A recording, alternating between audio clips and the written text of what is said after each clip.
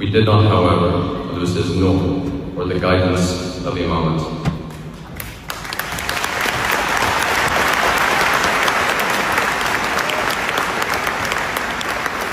Of my late father's many lasting legacies, Global Encounters represents a very significant one. Shah Karim created GE as a tool for the Jamaat, as an opportunity. He wanted the diversity and the pluralism within our Jamaat to be felt and to be practiced. He wanted to encourage excellence, to build understanding and cohesion, and to strengthen the forces that bring us closer together.